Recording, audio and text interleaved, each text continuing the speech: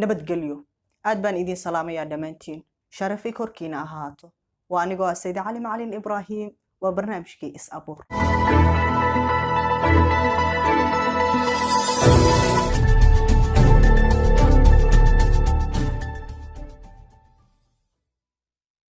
dunidu waa hal sir. sirtaasina haddaad ku dhaqanto waxaad helaysaa farxad aad u weyn. u dhoola caday nolosha oo kaliya. dhoola cadeyska ayaa shayga kaliya ay aad ka guul gaari karto.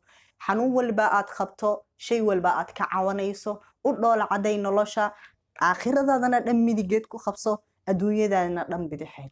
you are the winner markaasi aniga ayaa kuu huba. haddaadan dhoola cadayn mase aad isxaqdo xiqdi iyo xasad yacni uu ku galo, adigu heer ma gaaraysid. naftaada u dhoola caday, nafta dhiirigeli, isbar adduunyada inay dhibaato iyo dhibaatooyin inay kusoo wajahayaan nafta u sheeg. kadib ayaad guur gaaraysaa. ninaan soo dhibtoon ama aan soo cadaadsamin guul ma gaaro. guuldarradu dadka cilmiga leh waxa ay ku fasiraan in ay tahay boonti ama cashir aad soo gudubtay oo kale. guuldarraduna dhaawac maahan sida aan mar walba ku celceliyo. guuldarradu dhaawac maahan, wax ku saameynaya maahan, waa cashir. cashirkaasna waa cashir aad shala maqnayd oo kale. beri haddii lagu yiraahdo exam baad ku galaysaa, isla cashirkii maadan soo fiirin, maadan soo akhrin, macquul ma tahay inaad ka jawaabto cashirkaasi? waa maya. waad khaldaysaa, laakiin beri dambe markii imtixaan kale lagugu keeno ma qaldi doontid. taasina waxay ku eeda cashir. cashir waayo guuldarrada. guuldarrada ha u malaynin noloshaadii oo idil in ay soo xirantay. noloshaadii oo idil sooma xirimin. wax oo kaliya waxaad kaliya weysay qayb ka mid ah shay aad isku dayday inaad samayso.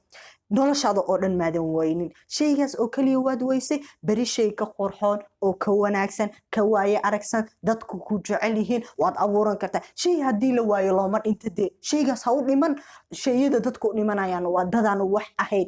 shay haddaad weyso ha u dhiman oo shayga shay ka qurxoon kana waaye aragsan adigu abuuro. nin rag maxaad u tahay oo u nooshahay? ilaahay muxuu boqolow kaaga dhigay? caqligan maxaa lagu siiyey? maskaxdan yar haddaadan dhalaalin maxaad kaloo samayn kartaa? awood haddaadan lahayn jismi ahaan dee maskaxdan buu ilaahay ku siiyey. tan wax walbaa ku samey. tan dunidoo dhan tan bay ka socotaa. tan haddaadan adigu dhalaalin qofkuu dhalaalinaya ma jiro. tan adiga oo keliya dhalaalin kara. maskaxdani weyn oo ilaahay kugu barakay, wax walbaa ku xifdi, shay walbaa ku abuur. be creator. noqo mid shaygu waayaba shay ka qurxoon keena. dunidoo dhan ay la yaabto. cabqarigaan doynayno waa kaa. dee cabqariyiin iska dhiga. aad baan idin salaamaya.